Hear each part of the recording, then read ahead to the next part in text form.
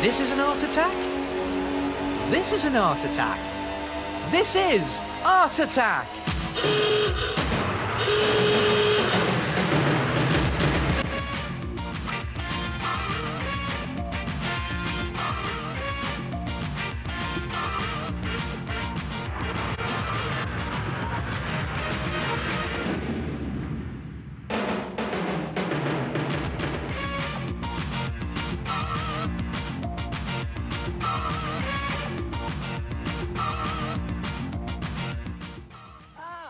Hello there. Now then, have you got loads of pens and pencils and bits and pieces lying all over your shelves or your desk? You know what you need? A rubbish cupboard. Here's the rubbish. And here is the cupboard. Come and have a look at this. Take a cardboard box as big as you can find and pull the top flap up on one side like that and the bottom flap out like that.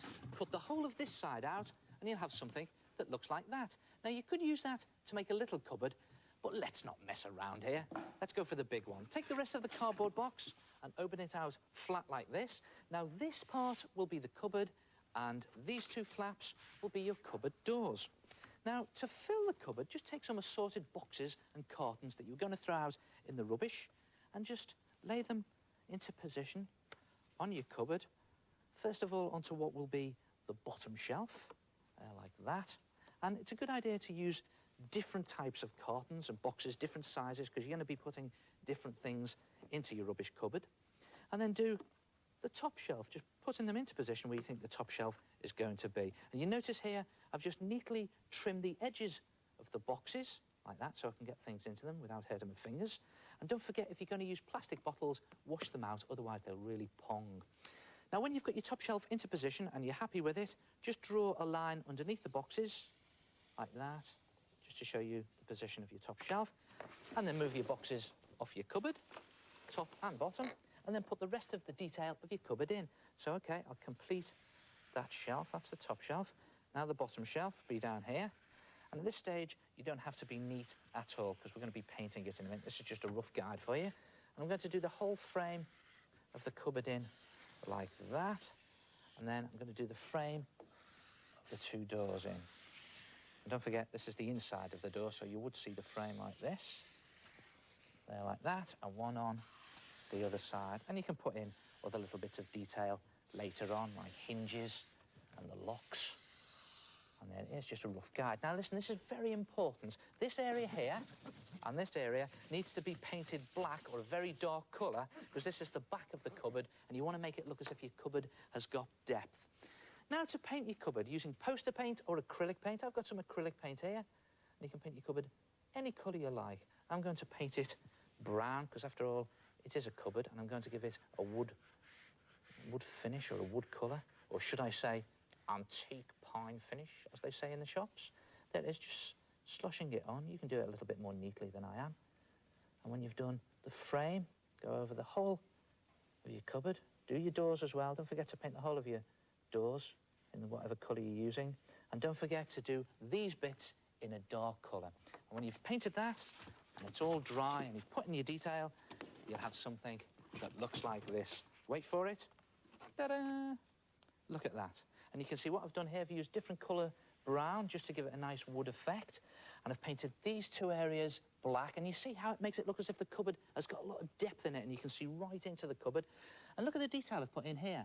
This is just ordinary silver pen for the hinges and the latches. And I've even gone around all the detail with black permanent marker. And this is a good effect. You've seen me do this many times before. Watch this. Just some wispy lines from the brown paint and permanent marker, wispy lines and curls, and you get this sort of great wood grain effect, like that.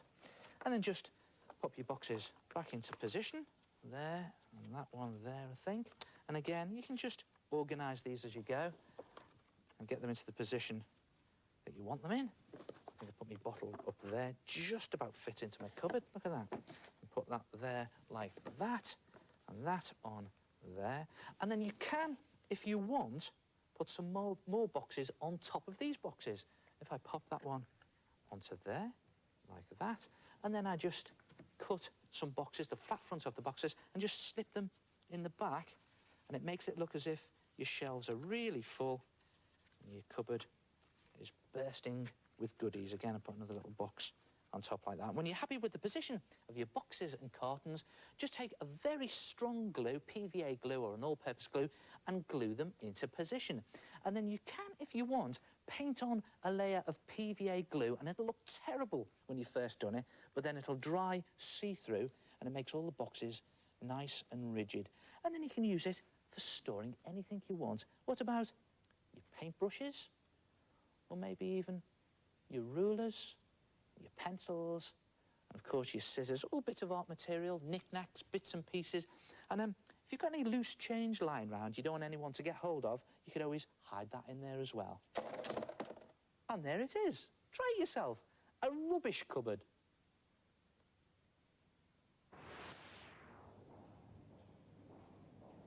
Hello, it's me again, the head. That's very effective, is that? A rubbish cupboard. And all you need is a cardboard box, paint, PVA glue, and lots of rubbish. Oh, one word of advice. Look out for suitable small containers and boxes before you make the cupboard. Otherwise, you'll end up with an empty cupboard.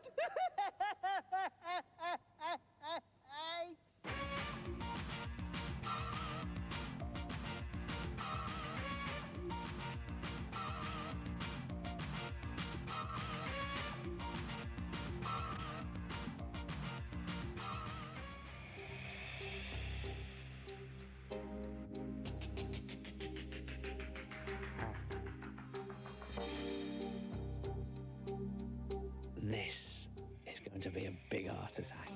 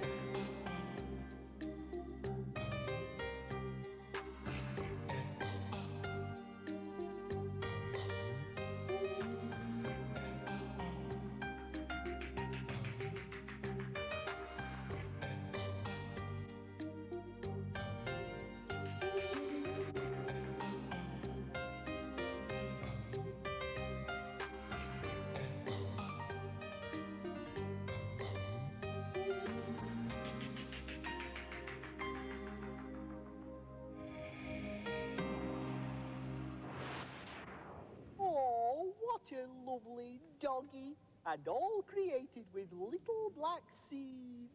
Hey, I've done one of those pictures, and I have created a masterpiece of Buckingham Palace. Have a look at this. Oh, no, not again.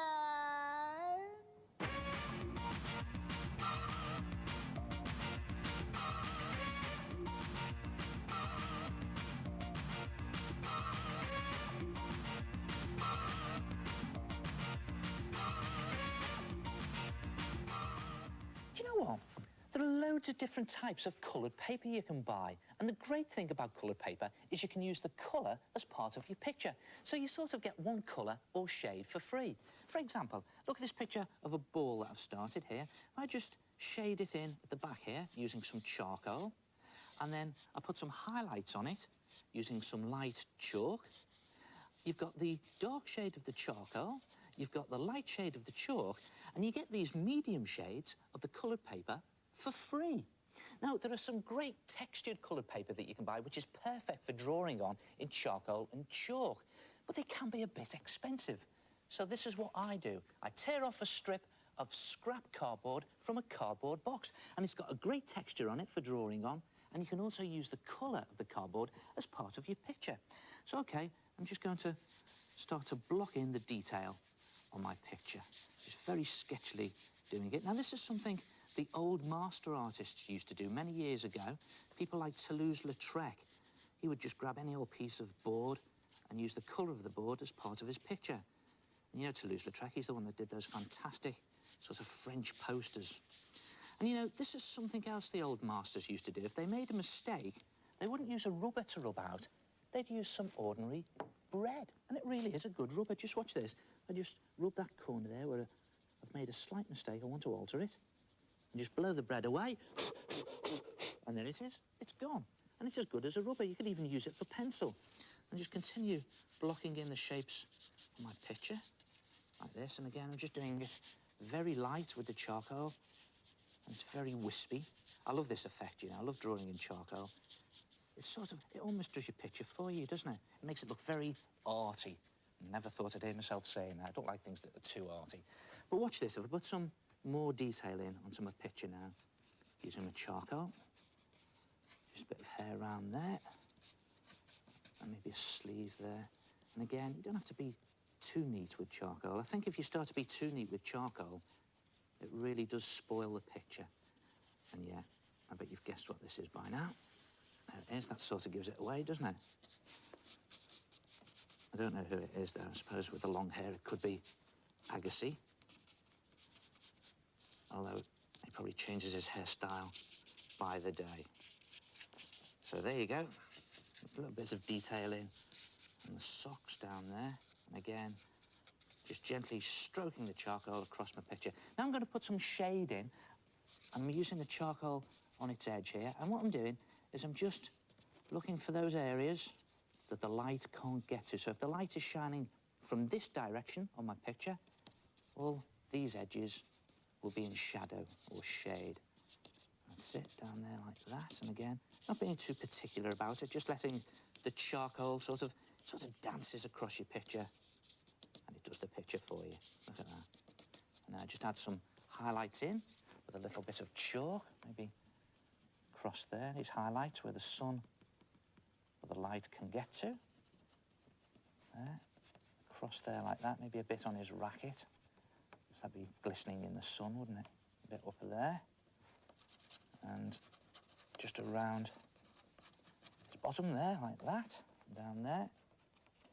And on his socks. And you know, this is something you wouldn't be able to do on white paper. That's the beauty of coloured paper or card. You can add highlights in using white chalk. And I'm not going to do too much. There it is. Just finish it off, maybe put some shadow down the bottom. So you've got the darker shade of the charcoal on your picture, you've got the lighter shade of the chalk, and you've got the medium shade of the cardboard for free. Try it yourself, a 3-shade cardboard picture. And to think that most people just throw cardboard away. Hey, I've done a picture on cardboard, and it is brilliant. Wait till you see this. There you are. Cardboard box. Oh, I'm too much.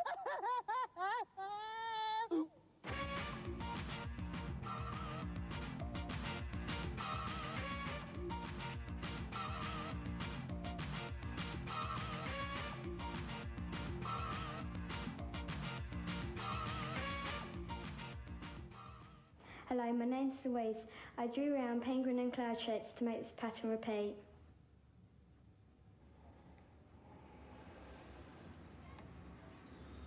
Hello, my name is Matthew.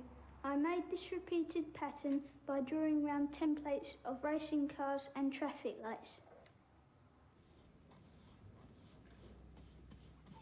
Hello, my name's Isabel and I cut out templates of fish shells and seaweed and drew around them and painted them to make this repeated pattern.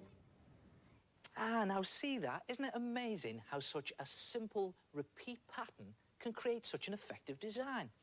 Well, to do that, just take a piece of scrap cardboard and draw two very simple shapes. Now I'm just going to draw the Art Attack paint splat and a big Art Attack paintbrush. I'm not going to put too much detail in, just keep it very simple. And when you cut those shapes out, you have two shapes that look like this. And then just get a big piece of paper, as big as you can find, any colour you like, and place the two shapes in the top left-hand corner like that. And then just draw around them, holding your shape firmly in position. And all the way round, back to the beginning. And when you've done one shape, do the other shape. Again, just holding it firmly in position.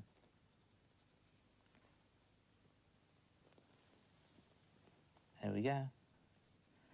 And when you've done both shapes, just move them one to the right.